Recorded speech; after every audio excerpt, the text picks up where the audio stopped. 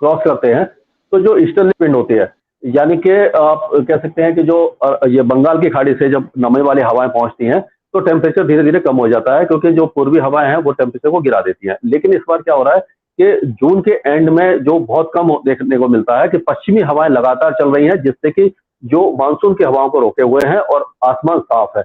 और जो गर्म हवाएं हैं ये पाकिस्तान और सेंट्रल पाकिस्तान और राजस्थान से आ रही है, जहाँ पहले ही टेम्परेचर ज्यादा होते हैं। तो ये गर्म हवाओं के कारण ये टेम्परेचर बढ़ रहा है और हीट वेव चल रही है। और जैसे अभी बता रहे थे कि हीट वेव जब होती है तो और ह्यूमिडिटी ज्यादा होती है तो उस समय क्या होता है, पसीना ज्यादा निकलता है और आपकी जो बॉडी का जो होती है वो डिहाइड्रेट होने लग जाती है। तो इसके लिए क्या है कि लगातार अगर बाहर निकलना बहुत जरूरी है तो या तो आप पानी साफ रखें या नींबू पानी या इस तरह का अपने आप को हाइड्रेट करते रहें लगातार, क्योंकि क्या होता है कि जो बाहर का टेम्परेचर इतना ज्यादा हो जाता है कि आपका ब्लड गर्म होने लगता है और हीट स्ट्रोक की संभावना रहती है, जो काफी फैटल होता है। और इसीलिए अगर जरूरी नहीं है तो बाहर ना निकले, अगर है तो अपने आप को ढक के निकले, डायरेक्ट एक्सपोज सनलाइट में न करें और या अपने सर को ढक के रखें और पानी वगैरह लगातार पीते रहें, यही एक उपाय है। महेश कुलावत जी, कई दर्शक ऐसे हैं जो अभी अभी हमारे साथ जुड़े हैं, कुछ टेक्निकल इशू था, अभी हम लाइव गए हैं कुछ देर पहले। आप बताइए कि गर्मी ने लोगों को बेहाल कर दिया है, लोग काफी ज्यादा परेशान हैं। कल मंगलवार का दिन तो सबसे गर्म रहा था, 11 साल का रिकॉर्ड टूटा। तो कब तक मानसून आएगा, कब तक लोगों को गर्मी से राहत मिलेगी? महेश जी। देखिए, ये जो गर्मी का मौसम है, वैसे तो जून का जो पहला हफ्ता है या 10 तारीख तक काफी ज्यादा गर्म रहता है। उसके बाद मानसून की हवाएं जो पूर्वी दिशा से बंगाल की खाड़ी से आती हैं वो नमी वाली हवाएं होती हैं और अपेक्षाकृत ठंडी होती है, जिससे टेम्परेचर गिरने लग जाता है। और 27 जून नॉर्मल डेट है जो मानसून पहुंचने की। इस बार बंगाल की खाड़ी में जो लो प्रेशर एरिया बना था शुरुआती दौर में, उसने मानसून को काफी तेजी से आगे बढ़ाया और पूर्वी उत्तर प्रदेश तक मानसून समय से पहले पहुंचा और गुजरात में भी समय से पहले पहुंच गया। लेकिन 18 तारीख के बाद से लगातार जो पश्चिमी दिशा से हवाएं चल रही हैं अपर लेवल पर, वो मानसून को रोके हुए हैं, इसीलिए ये टेम्परेचर बढ़े हुए हैं और आसमान साफ है। और अब बीच बीच में तो बारिश हो रही थी, कभी कभी जो धूल भरी आंधी आ रही थी उससे कुछ राहत मिल रही थी। अब 2 जुलाई या 3 जुलाई के आसपास हल्की आंधी या हल्की बारिश आ सकती है, जिससे थोड़ी राहत मिलेगी। लेकिन कम से कम 7 जुलाई तक हमें उम्मीद नहीं है कि मानसून आगे बढ़ेगा। 8 जुलाई से ऐसी कंडीशन बन रही है कि जो मानसून तरफ अभी तराई के इलाके में है वो उसमें शिफ्ट होगी और पूर्वी हवाएं चलना शुरू हो जाएंगी, ह्यूमिडिटी बढ़ेगी और बादल बनेंगे और बारिश होगी। तो तब ये जो मानसून है वो आगे बढ़ेगा और उस समय पश्चिमी उत्तर प्रदेश के जो इलाके रह गए हैं, पंजाब, हरियाणा और दिल्ली के सहित उत्तरी राजस्थान के कुछ भागों को 8 और 9 जुलाई के आसपास कवर करेगा। जी ठीक है। हमारी सहयोगी प्रियंका भी इस वक्त हमारे साथ मौजूद हैं। प्रियंका, आप दिल्ली के किस इलाके में मौजूद हैं और वहां पर मौसम की स्थिति क्या है? मैं इस वक्त हौस खास विलेज में हूँ जसप्रीत, और बहुत तेज धूप है, चिलचिलाती धूप है। लेकिन जैसा कि मैं बता रही हूँ, मैं अगर यहाँ पर आज सुबह से दिल्ली भर में हवाएं चल रही है, तेज हवा, लू जिसे कहा जाता है, गर्म हवा चल रही है। ऐसे में पसीने आपको महसूस हो रहे हैं, जो फिलहाल मुझे भी पसीने आ रहे हैं। तो राहत नहीं है, लू भले ही चल रही है लेकिन किसी तरीके की राहत नहीं है। उल्टा लू से तो बीमार होने का खतरा ज्यादा रहता है। तेज धूप है, चिलचिलाती धूप है, और टेम्परेचर जैसा कि महेश जी बोल रहे थे, ये फील लाइक 45 वाला टेम्परेचर है, जहां पर महसूस होता है कि 45 डिग्री के लगभग तापमान पहुंच गया, क्योंकि बहुत ज्यादा गर्मी है।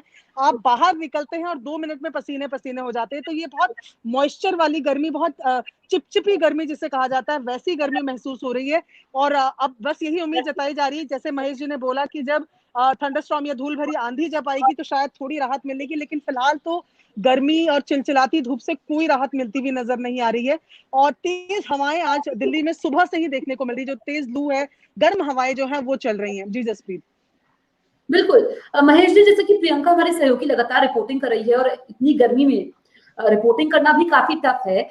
जो लोग, जिनकी मजबूरी है बाहर निकलना, जो धूप में निकल रहे हैं, क्योंकि हम देख रहे हैं कि हीट वेव से काफी ज्यादा लोग बीमार भी पड़ रहे हैं, ऐसे लोगों को क्या करना चाहिए, किस तरीके से वो अपना ध्यान रख सकते हैं? और इस हफ्ते की अगर हम बात करें तो क्या तापमान में कुछ गिरावट आएगी? देखिए, अगले 2 दिनों तक तो बहुत ज्यादा गिरावट की संभावना नहीं है। आज जैसे तेज हवाएं चल रही हैं पश्चिम दिशा से, वो चलती रहेंगी और कल भी इसी तरह की स्थिति रहेगी, क्योंकि प्रेशर ग्रेडियंट ज्यादा है, यानी कि प्रेशर डिफरेंशियल जो नॉर्थ इंडिया और ईस्ट इंडिया में ज्यादा है। नॉर्थ इंडिया में जो हाई प्रेशर है, तो ऊंचाई से जैसे पानी ढलान की तरफ चलता है, वैसे ही हाई प्रेशर से लो प्रेशर की तरफ जो हवाएं चलती हैं, तो उसी तरह से तेज हवाएं चलेंगी और गर्मी बरकरार रहेगी। और 2 दिनों के बाद थोड़ी सी राहत मिलेगी, 2 या 3 डिग्री टेम्परेचर कम होगा जो 43 डिग्री के आसपास है वो 40 डिग्री आ जाएगा या 39 डिग्री आ जाएगा। लेकिन इस मौसम में इतना तापमान भी काफी ज्यादा होता है क्योंकि ह्यूमिडिटी बनी हुई है, और उसके जैसे आपने बताया कि जो फील लाइक टेम्परेचर ज्यादा हो जाता है, तो उस समय राहत मिलने की संभावना तो नहीं है, लेकिन अपने आप को हाइड्रेट रखें। अगर बाहर निकलना है, जैसे अब रिपोर्टिंग करना बहुत जरूरी है, तो भी बीच बीच में पानी लेते रहें, और जब भी मौका मिले तो छाया में चले जाएं और अपने आप को कवर करके रखें, जितना हो सके सनलाइट से डायरेक्ट एक्सपोजर से बचें। तो सबसे बड़ी बात है कि अपने आप को हाइड्रेट रखें, यानी पानी वगैरह लगातार पीते रहें, नहीं तो क्या होता है हीट स्ट्रोक की संभावना रहती है, जो काफी ज्यादा खतरनाक होता है, इसमें जान जाने का भी खतरा हो जाता है। जी बिल्कुल, तो जैसा कि महेश जी ने बताया कि अपने आप को हाइड्रेट रखना बहुत ज़रूरी है, पानी लगातार पीते रहिए अगर आप धूप में बाहर निकले हैं, ज़रूरी काम से बाहर निकले हैं। अब प्रियंका, आप हौस खास इलाके में मौजूद हैं, तो आप लगातार रिपोर्टिंग करती रहती हैं, तो क्या आम दिनों में भी इतने ही लोग रहते हैं जो इस वक़्त दिखाई दे रहे हैं, या गर्मी की वजह से लोगों की तादाद कुछ कम हुई है? जी, बिल्कुल, जिस तरीके की गर्मी है, देखिए अभी एक तो कोरोना का भी खतरा पूरी तरीके से खत्म नहीं हुआ है।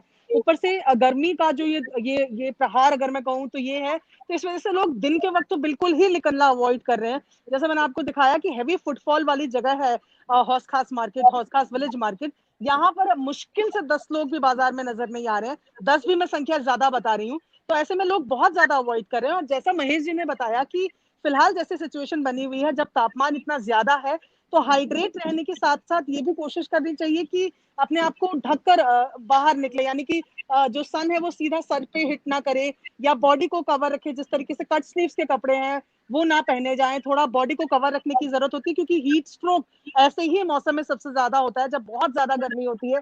तो डॉक्टर्स भी ये सजेस्ट करते हैं कि पीने की चीज़ें, आप पानी पीजिए, आप ग्लूकोज़ पीजिए, आप गन्ने का रस पीजिए जो इस मौसम में मिलता है।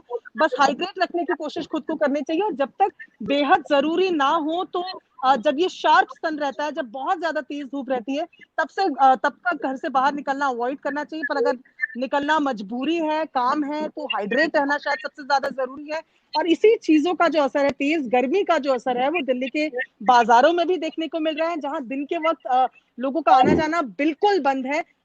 जैसे ही शाम होने लगती है, सूरज ढलने लगता है, तो लोग जो ज़रूरी काम के लिए निकलना चाहते हैं, वो निकल रहे हैं। जैसे अभी पूरे हौस खास विलेज मार्केट मैंने आपको दिखाई कि पूरी खाली पड़ी है। तो हाँ, मौसम का असर, तापमान का असर लोगों के बाहर निकलने पर भी पड़ रहा है। जी जसप्रीत। बिल्कुल, तो बाहर निकलने पर पड़ रहा है। महेश पलावल जी, आपने बताया कि 7 जुलाई तक हमें मानसून का इंतज़ार करना होगा, यानी कि लगभग 1 हफ्ता और इस हफ्ते अगले 2 दिनों तक तो कुछ राहत नहीं है। तो ये बताइए कि जब 7 जुलाई के बाद मानसून आएगा, तो क्या हल्की फुहारें आएँगी, तापमान में गिरावट तो आएगी? तो क्या फिर ऐसे ही गर्मी से राहत मिलेगी, या फिर बीच में तापमान फिर से बढ़ेगा? क्या संभावना है? देखिए, एक बार जब मानसून आ जाता है और लगातार जो पूर्वी हवाएं चलती हैं, तो उस समय टेम्परेचर गिर जाता है, 34-35 के आसपास रहता है, और कभी कभी जब लगातार बारिश होती है तो 32 यानी लोअर 30s में आ जाता है। और अगर बारिश रुकती भी है तो उस समय तापमान इतना ज्यादा नहीं बढ़ता और 36-37 से ऊपर नहीं जाता, यानी कि थोड़ी गर्मी बढ़ती है लेकिन राहत लगातार मिलती रहती है, और लेकिन उमस बढ़ जाती है। तो जब भी जो रेनफॉल में कमी आती है तो थोड़ा सा उमस बढ़ती है, तो वो इतना ज्यादा खतरनाक नहीं होती जो इस समय का एकदम ड्राई मौसम है, और यानी कि बिल्कुल गर्मी बढ़ी हुई है और लेकिन नमी भी साथ साथ बढ़ी हुई है, तो जैसे फील्ड लाइक टेम्परेचर काफी ज्यादा होता है।